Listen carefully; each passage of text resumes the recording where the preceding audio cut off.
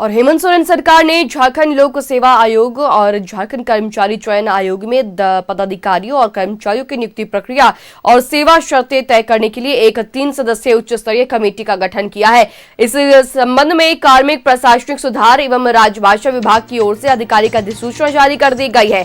सरकार द्वारा गठित इस उच्च स्तरीय समिति की अध्यक्षता राज्य के विकास आयुक्त करेंगे। वहीं कार्मिक विभाग और वित्त विभाग के सचिवों को इस कमेटी में सदस्य के रूप में शामिल किया गया है। कमेटी जेपीएससी और जेएसएससी की संवैधानिक और वैधानिक स्वतंत्रता को पूरी तरह बनाए रखते हुए वह पदस्थापित पदाधिकारियों और कर्मचारियों की सेवा शर्तों पर एक विस्तृत रिपोर्ट तैयार करेगी। इसके अलावा कमेटी दोनों आयोगों में जारी मौजूदा नियुक्ति प्रक्रियाओं पर पूरी तरह समीक्षा करेगी और सुधार के लिए आवश्यक अनुशंसाएं राज्य सरकार को सौंपेंगी। कमेटी आयोगों की प्रशासनिक व्यवस्था में सुधार लाने के साथ साथ वहां कार्यरत कर्मियों की सेवा शर्तें की गहन समीक्षा करेगी।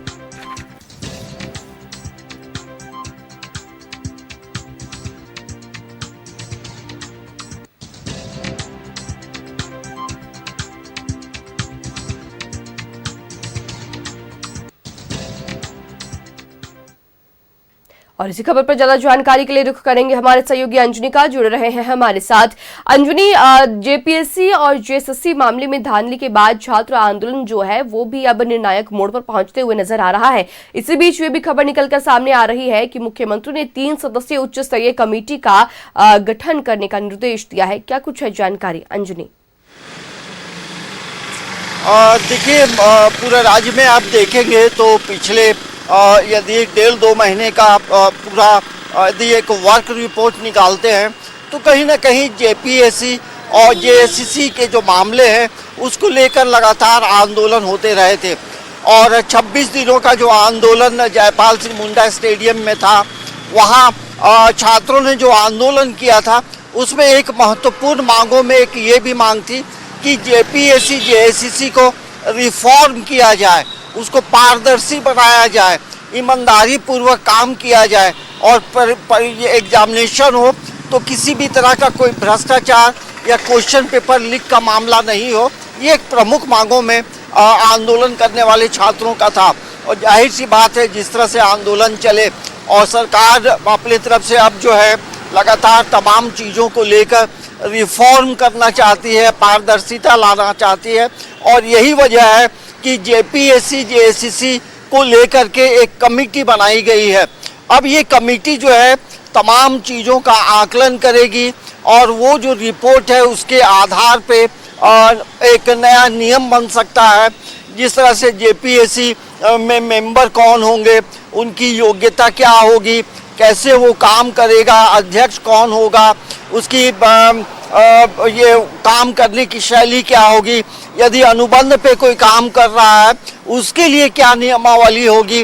क्योंकि अमूमन देखा जाता है कि यदि जो तमाम जो अनुबंध पे जो काम करते हैं उस पर सवाल कई बार उठते हैं, तो हमें लगता है कि इन तमाम चीज़ों को लेकर के सबसे बड़ी जो पहल होने जाएगी वो ये होगी कि जेपीएससी और जेएसएससी की कार्य प्रणाली में कैसे सुधार हो, पारदर्शिता कैसे हो।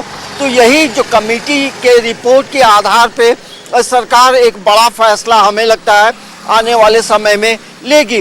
क्योंकि इसमें आप देखेंगे ये आयुक्त को ये बनाया गया है अध्यक्ष, और इसके अलावा अलग अलग जो विभाग है, कार्मिक विभाग है, राजभाषा विभाग है, उनके जो बड़े अधिकारी हैं वो भी इस कमेटी में हैं।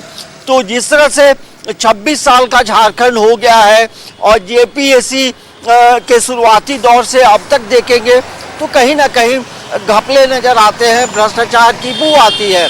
और भले तमाम राजनीतिक दल के लोग अभी मुखर हैं, लेकिन जेपीएससी को लेकर के और जेएसएससी को लेकर तमाम पार्टियों की भी यही राय है कि कैसे बेहतर किया जाए।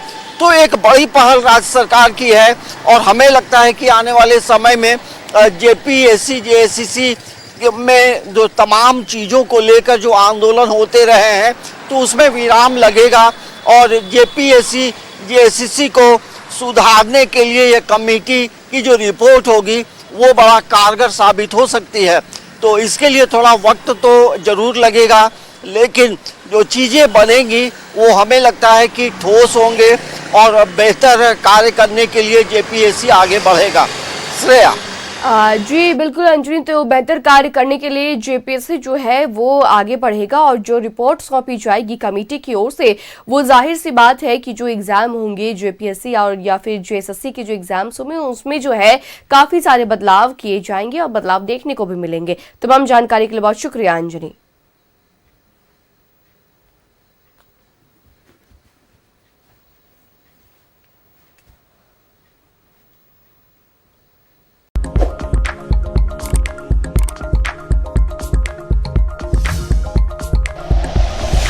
Like and share videos, subscribe करें हमारा चैनल और प्रेस करें बेल आइकॉन। न्यूज़ 11 भारत, सच है तो दिखेगा।